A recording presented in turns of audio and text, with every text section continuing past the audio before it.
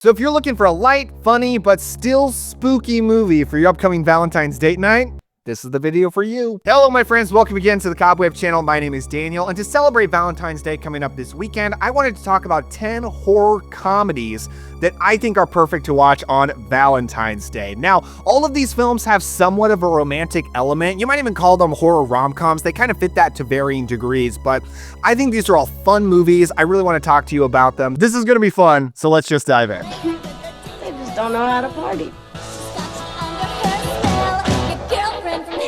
Girlfriend from Hell from 1989. So this is about a bunch of couples who are going out on a group date night, and they throw a couple of really shy and nerdy friends together on a blind date, but the girl gets possessed by the devil, and she decides she wants to have fun, raise hell, and it's up to God's bounty hunter to go out and stop her. So this is a direct-to-video horror comedy from the 80s that is so silly, so completely ridiculous, but I gotta admit, I had a fun time watching it. I actually just watched this last night, and I think you could throw it into the so bad it's good category, even though I usually don't like to describe movies that way, but it's super cornball. A lot of the acting is just not good. Although it's got a couple of fairly notable cast members. You've got Leanne Curtis as the nerdy girl who gets possessed by the devil, and she's really good, very convincing as an incredibly awkward person at the beginning. And then when she gets possessed by the devil, you know, I'm not going to lie to you, it's really not that satanic or dark, but she really just becomes a super wild, crass party girl and does feed on human souls through sex. So I think she's by far the best part of the movie. She's super fun. And she's really the focus of the first half of this movie. And the first half is hilarious. It is fun. It is mile a minute. There's this amazing joke in it involving a group of nuns and increasingly large guns. That's probably the funniest moment of the whole film. Once we get into the second half, it starts focusing on our hero, and he is played by Dana Ashbrook, who's definitely most known from Twin Peaks. And the entire joke with his character is that he's really horny and hard up and is just hitting on everyone in sight. It wears thin pretty quick. It's really not that funny. So when we're focusing on him, we definitely lose a bit of steam, but I can't deny I had a smile on my face through this movie. I was having a good time. It was a very easy watch late at night when I probably should have been going to sleep, but I didn't. I watched Girlfriend from Hell. Now, I'm not going to lie to you, this is not an easy movie to get a hold of. It's not officially available on streaming. There is a Blu-ray from a company called Culture Shock, but it's very expensive right now. But honestly, if you just Google this movie and you go over to the videos tab and scroll a little bit, it'll pop up. So you can find it online, and if you want a silly time, I recommend it. For childhood sweethearts Missy and Johnny, true love will never die. My Boyfriend's Back from 1993. So this is about a nerdy teenager named Johnny who is trying to win the heart of the most beautiful girl in school who he's been in love with for his whole life. And during the process one night, he accidentally gets killed, but he then rises from the dead and tries to romance her as a zombie. So if you're a longtime viewer of this channel, you might have heard me talk about this movie before because I watched it for the first time a couple of years ago, and I thought it was just like okay the first time I watched it. My main problem with it is I didn't really like the main character. I found him just too whiny, so I wasn't really rooting for him to win the girl. I thought he was just kind of annoying.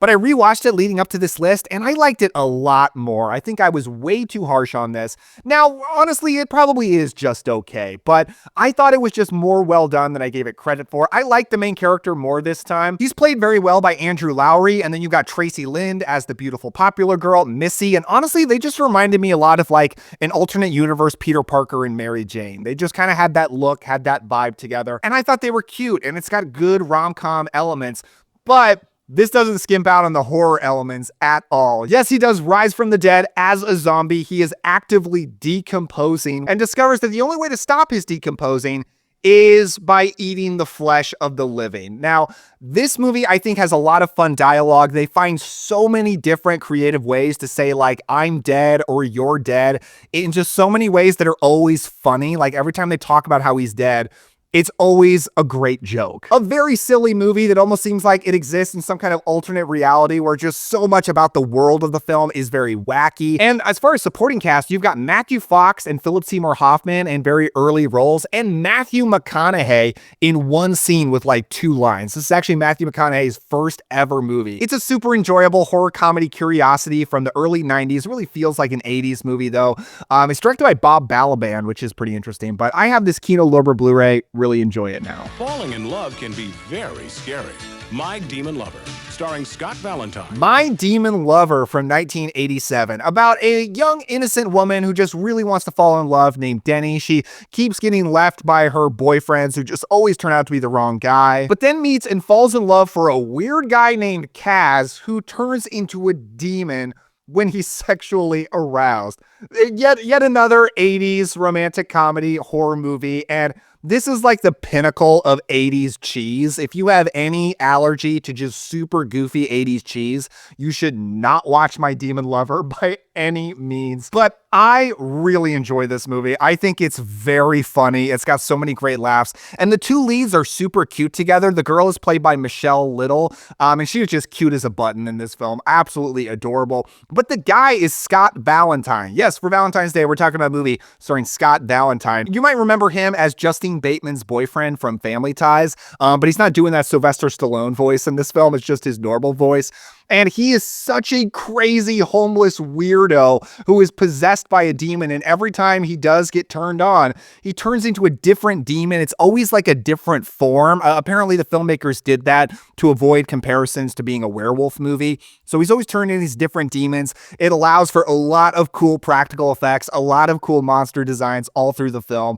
So it totally works as a horror comedy, super goofy. It's got all those practical effects that you want. Works as a romantic comedy because the 2 leads are adorable together, and it's just got a lot of good jokes. I think for being a very silly, goofy comedy, it's pretty well written and that it pulls that off very well. So I really like My Demon Lover. I highly recommend it. I've got it on a Screen Factory Blu-ray. Are you breaking up with me?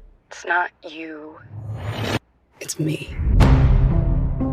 Companion from 2025 is about adorable couple Iris and Josh who go with some friends for the weekend over to the house of a very rich man. But when that man dies, it sets off a horrifying chain of events that they have to survive. Now, this is a brand new film. It actually just recently came out in theaters, so you can only watch it if you got to theaters, but I imagine it's going to come to streaming very soon for rental.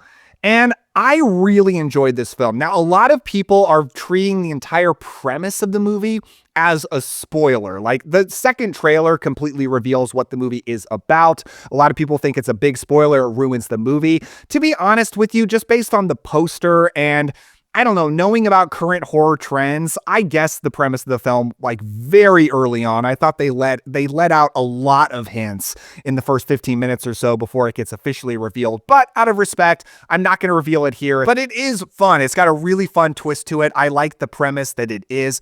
You know, it is I'm going to talk around this. It's a premise that we have seen many times before, but seeing it with technology I recognize from 2025 was a fun novelty, something that I don't feel like I've seen many times before.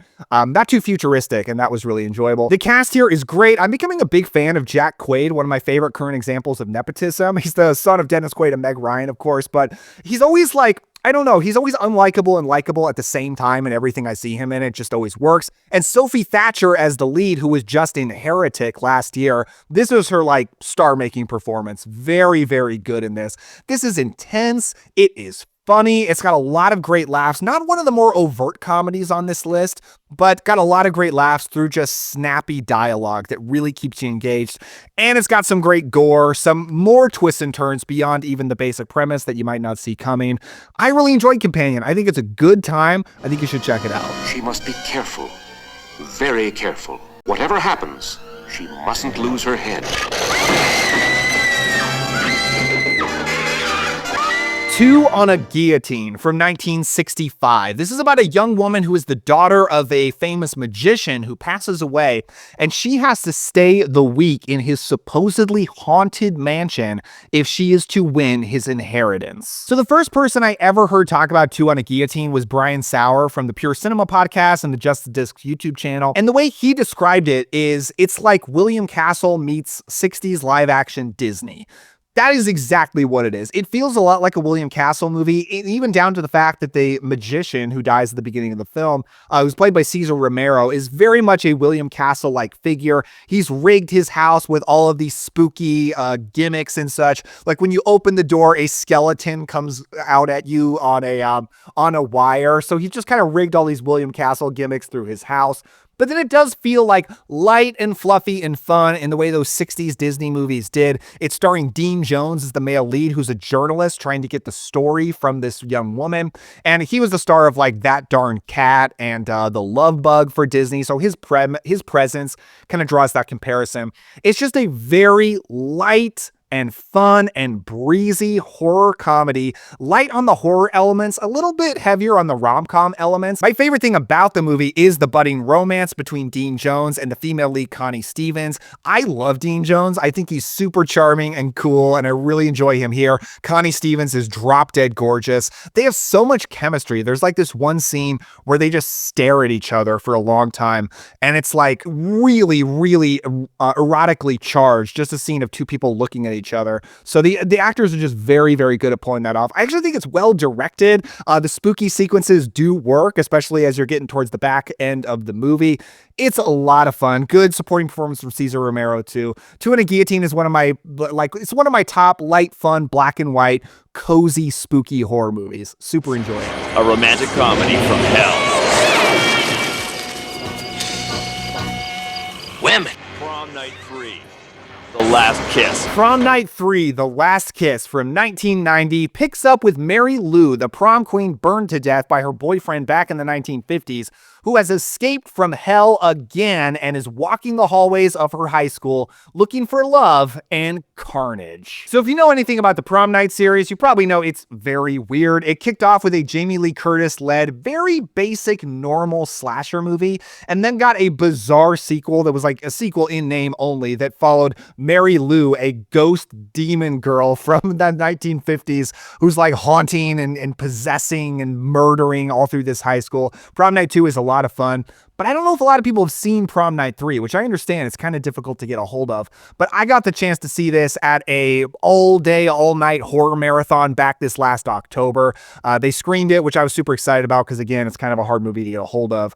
And the movie was incredibly fun and so funny. I would say this is the most purely funny movie on the entire list, although it's the only one that I saw in a packed theater full of horror fans who were all on the same wavelength. So the energy in the room was just crazy. Everybody was just cracking up, having a great time.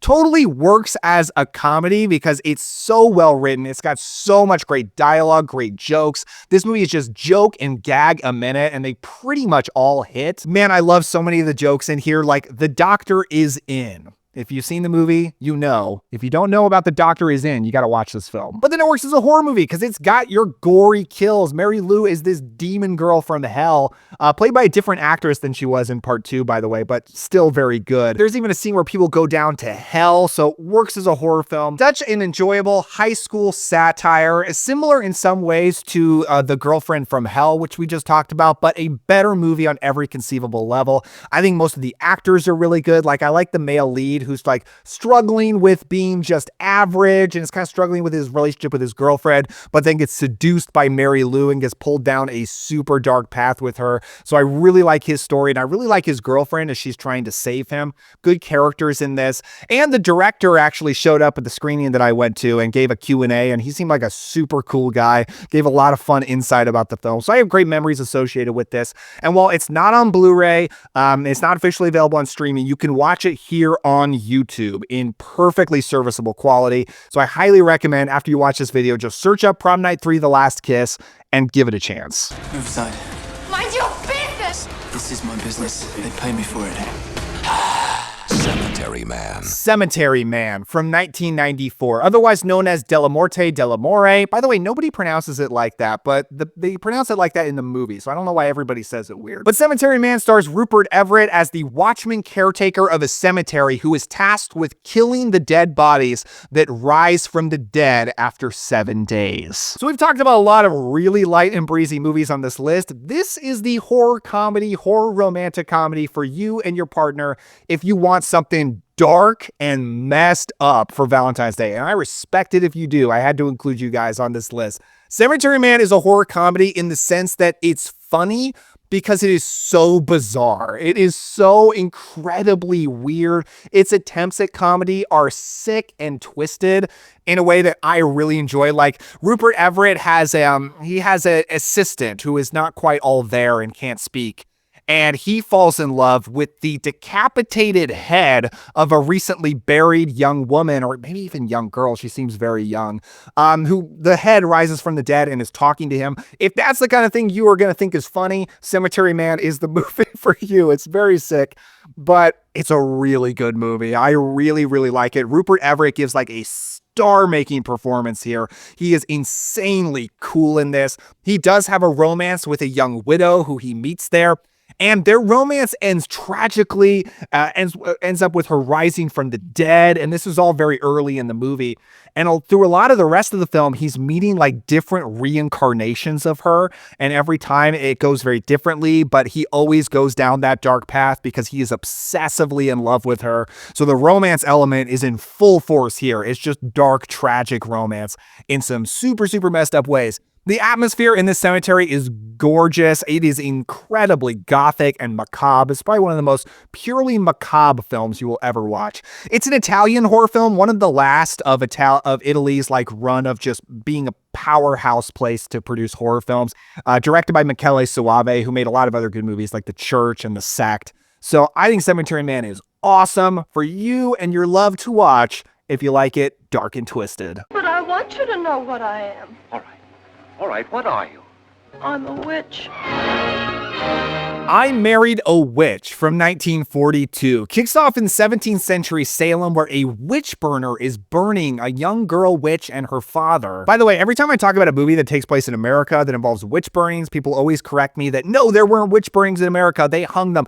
I know, guys, but it's in the movie. I can't do anything about this movie. It's the way it is. But in revenge on this witch burner, they curse him that him and all his descendants will be unlucky in love. We kick off in the present day with his descendant, played by Frederick March, who's running for governor and about to marry a horrible woman. But when the spirits of the witches are unleashed, Veronica Lake plays an adorable witch who just might seduce him. This is a classic 1940s screwball rom-com with horror elements that I enjoy so much. Veronica Lake, I mean, she's a legend of classic film, but she may not be the best actress. Actually, behind the scenes, Frederick March was very annoyed by her because he thought she could not act. But there's just something bizarre and kind of otherworldly about her. She has a very unique presence, and it totally works as this young, adorable witch. And the romance between the two of them is just so cute, so fun. This had a huge influence on Bewitched. So if you like Bewitched, this is very much the same kind of tone, with a hapless man trying to keep his normal life together, falling in love with a witch who's just causing havoc everywhere she goes. And it's very fun. It's very cute. It's got a lot of very good laughs. And the witch content is solid. You've got broom riding. You've got spell casting. It's a very weird movie. It's kind of bizarre in a lot of different ways. But all of it works for me. So I love I Married a Witch. I actually owned it on VHS, which I thought would be kind of cool to show you guys. But it's also on Criterion Blu-ray, and I think it's available here on YouTube too. So very accessible. And if you like old classic black and white movies, I mean, this is kind of one of the best. Witchcraft is just a way of concentrating energy. You can only work with what's already there. Burn the witch! Burn the witch! Burn the witch!